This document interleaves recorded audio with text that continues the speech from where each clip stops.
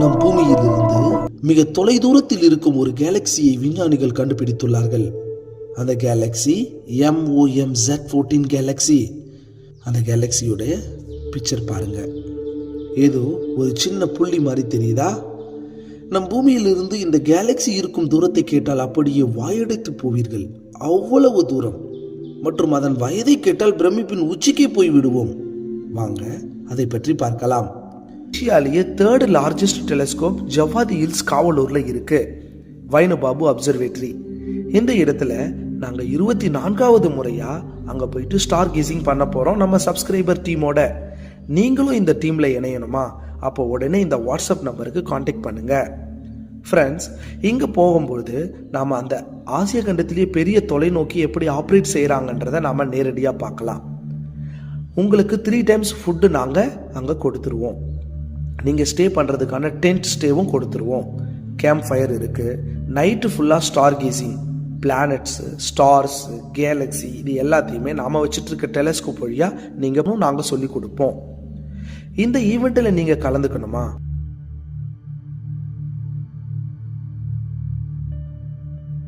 சரியாக மே 23, 2025 ஆண்டு தான் அந்த கேலக்சி இருப்பது கண்டுபிடிக்கப்படுகிறது. ஸ்பெக்ட்ரோஸ்கோபி இன்ஸ்ட்ருமெண்ட் வைத்து அந்த கேலக்சியிலிருந்து வந்த ஒளியை ஆராய்ச்சியாளர்கள் ஆராய்ச்சி செய்து பார்த்தபோது அப்படியே பிரமித்து போனார்கள். ஏனென்றால் அந்த கேலக்சியிலிருந்து வந்த ஒளி கிட்டத்தட்ட 13.8 பில்லியன் ஆண்டுகளாக அங்கிருந்து வந்து கொண்டிருக்கிறது என்பதை கண்டுபிடித்து அசத்தினார்கள். இந்த பிரபஞ்சம் பெருவெடிப்பு பிக் பேங்கில் இருந்து உருவானது.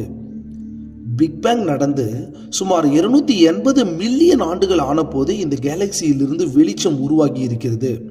அந்த வெளிச்சம் சுமார் 13.8 பில்லியன் ஆண்டுகளாக பயணம் செய்து இந்த மாபெரும் பிரபஞ்சத்தில் பயணம் செய்துதான் இப்போது பூமியில் ஆராய்ச்சி செய்து கொண்டிருக்கும் விஞ்ஞானிகளுக்கு அந்த லைட் ரிசீவ் ஆகியுள்ளது. அப்போ விஞ்ஞானிகள் பார்த்த அந்த லைட் ஒளி இந்த பிரபஞ்சம் பிறந்து பிக் பேங்கில் இருந்து பிறந்து வெறும் 280 மில்லியன் ஆண்டுகள் ஆகும் போதே அந்த லைட் அங்கிருந்து புறப்பட்டு இருக்கிறது என்றால் அந்த கேலக்சியின் ஏஜ் என்ன என்பதை நாம் புரிந்து கொண்டிருப்போம். அந்த கேலக்சி இருக்கும் தூரம் சுமார் 13.8 பில்லியன் ஒளியாண்டு தூரம். அந்த 13.8 பில்லியன் ஒளியாண்டு தூரம் என்பது எவ்வளவு தூரம் என்பதை இப்போ நாம பார்க்க போறோம். ஒரு ஒளியாண்டுனா is equal to 9.4 trillion kilometre, 9.4 லட்சம் கோடி கிலோமீட்டர்.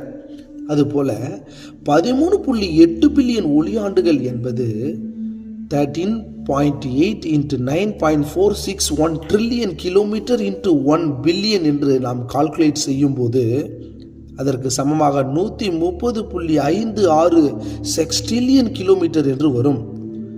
இதோ ஸ்கிரீன்ல பாருங்க, இத்தனை கிலோமீட்டர் தூரத்துல தான் இருக்கு அந்த MOMZ14 கேலக்சி.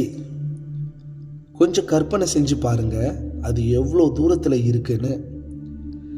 பேரண்டம் முழுவதும் நீண்ட பயணம் செய்த பிறகு அந்த ஒளி இப்போதுதான் பூமியின் ஜேம்ஸ் வெப் டெக்னாலஜியை அடைந்துள்ளது.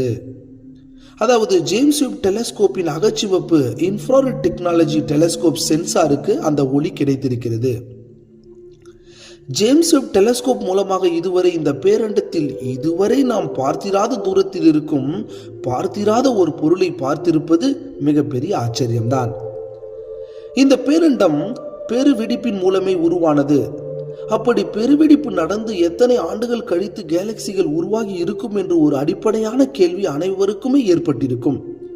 அதற்கு இப்படிப்பட்ட கண்டுபிடிப்புகள், அதாவது இந்த கேலக்சி போன்ற புதிய கண்டுபிடிப்புகள் மிகவும் பயனுள்ளதாக இருக்கும். கேலக்சிகள் எப்பொழுது உருவாக்கம் தொடங்கி இருக்கும் என்று இப்படி காணக்கூடிய பிரபஞ்சத்தின் எல்லையில் கண்டுபிடிக்கப்படும் கேலக்சிகள் என்ன சொல்ல வருகிறது என்றால், இந்த பிரபஞ்சம் பெருவெடிப்பின் மூலம் உருவான பின்பு சுமார் 500 மில்லியன் ஆண்டுகள் ஆகி இருக்கும் போதே கேலக்சிகள் உருவாகி இருக்கலாம் என்பது வெளிப்படையாக காட்டப்படுகிறது இந்த ஆராய்ச்சியின் மூலம். 2025 ஆண்டு ஏப்ரல் மாதத்தில் விஞ்ஞானிகள் விசித்திரமாக ஒரு கேலக்சி திருவதை கண்டுபிடிக்கிறார்கள். அதன் பின்புதான் அந்த கேலக்சி நோக்கி ஆராய்ச்சியாளர்கள் ஜேம்ஸ் வெப் டெலிஸ்கோப்பின் சென்சாரை பயன்படுத்தி அந்த இடத்தை ஆராய்ச்சி செய்கிறார்கள். அப்போதுதான் கிடைத்தது இதுவரை கண்டுபிடிக்கப்பட்டதிலேயே மிக தொலைதூர கேலக்சி MOMZ14 கேலக்சி. மாம் Z14 கேலக்ஸி இவ்வளவு தூரத்திலிருந்து அது அதன் லைட் தெரிகிறது என்றால் நிச்சயமாக அந்த கேலக்ஸி நம் பால்வெளி அண்டத்தை விட பெரியதாக இருக்கும் என்றுதான் நாம் நினைக்கலாம். நிச்சயமாக அப்படி கிடையாது. இந்த கேலக்ஸி சுமார் 240 ஒளியாண்டு அகலம் மட்டும்தான். ஆனால் நமது பால்வெளி அண்டம் மில்கிவே கேலக்ஸி 1,00,000 ஒளியாண்டு அகலம். அப்படி என்றால் இந்த 240 ஒளியாண்டு அகலம் உள்ள இந்த கேலக்ஸி நம் பால்வெளி அண்டத்தை விட 400 மடங்கு சிறியது. அந்த கேலக்சியின் விரைவான நட்சத்திர உருவாக்கம் ரேபிட் ஸ்டார் ஃபார்மிங், இந்த கேலக்சியிலிருந்து உருவான ஒளிதான் இப்போது நமக்கு கிடைத்துள்ளது. கிட்டத்தட்ட 13.8 பில்லியன் ஆண்டுகள் கழித்து. இப்போ அந்த இடத்தில் அந்த கேலக்சி எப்படி இருக்கிறது என்பதை நாம் தெரிந்து கொள்ளவே, அதாவது 2026இல் அந்த கேலக்சி எப்படி இருக்கிறது என்று நாம் தெரிந்து கொள்ள இன்னும் 13.8 பில்லியன் ஆண்டுகள் காத்திருக்க வேண்டும்.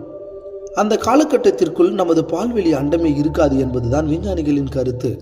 அப்படி நமது கேலக்சியே இருக்காத போது அந்த கேலக்சியில் சுமார் 40,000 கோடி நட்சத்திரத்தில் ஏதோ ஒரு மூலையில் மிகச்சிறிய சராசரி நட்சத்திரமாக இருக்கும் நமது சூரியனை சுற்றி கொண்டிருக்கும் மிக மிக சிறிய நம் பூமிக்குள் இருக்கும் மிக மிக சிறிய மனிதர்களாகிய நாம் என்ன நிலைமையாகி இருப்போம் என்பது கற்பனை செய்து பாருங்கள். நன்றி. மீண்டும் இது போன்ற ஆச்சரியமான பல தகவல்களோடு உங்களை மீண்டும் சந்திக்கிறேன். இது உங்கள் அன்பு நண்பன் மோகன்ராஜ்.